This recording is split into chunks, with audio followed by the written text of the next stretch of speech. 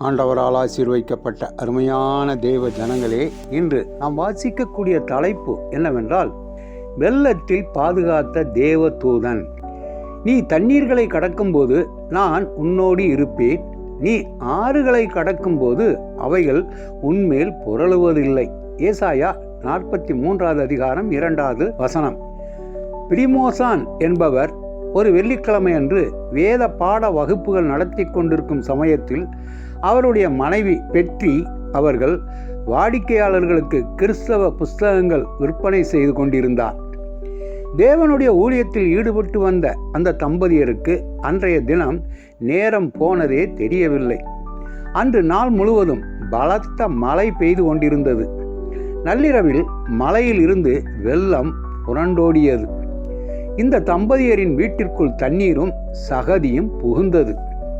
உடனே அவர்கள் வீட்டை விட்டு வெளியேறி சற்று உயரமான பாதுகாப்பான இடத்தை நோக்கி நடக்க ஆரம்பித்தனர்.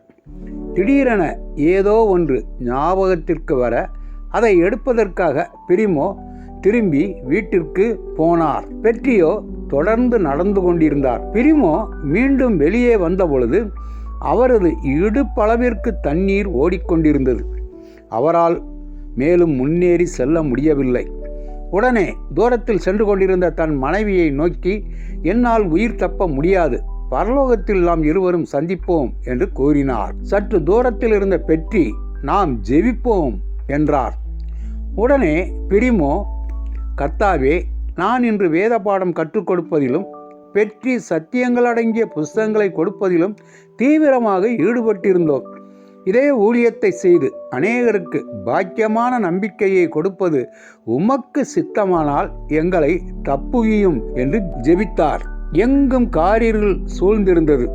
ஒருவர் முகத்தை ஒருவர் பார்க்கக்கூட முடியவில்லை. உதவி கேட்டு கதறும் மக்களின் சத்தம் கேட்டுக்கொண்டே இருந்தது. திடீரென திடகாத்திரமான ஒரு மனிதன் பிரிமோவிடம், என் கரங்களை பற்றிக்கொள் என்று சொல்ல, உடனே அவருடைய கரத்தை பற்றிக்கொண்டு வேகமாக ஓடிக்கொண்டிருந்த தண்ணீரை கடந்து பெற்றியிருந்த இடம் வந்தடைந்தார்.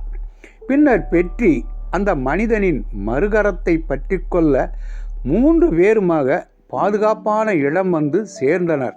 உடனே அந்த மனிதனுக்கு நன்றி தெரிவிக்க நினைத்த பொழுது அந்த மனிதன் மறைந்து விட்டான். அவன் தேவன் அனுப்பின தூதனாகத்தான் இருக்க வேண்டும் என்று அவர்கள் உணர்ந்து தேவனுக்கு நன்றி சொல்லி ஸ்தோத்தரித்தார்கள்.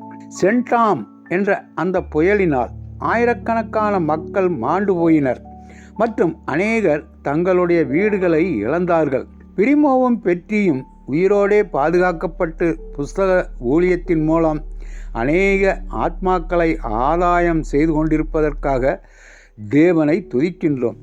இந்த புதிய ஆண்டு முழுவதும் இது போன்ற பாதுகாப்பை உங்களுக்கு தேவன் தரும்படி ஜெபியுங்கள்.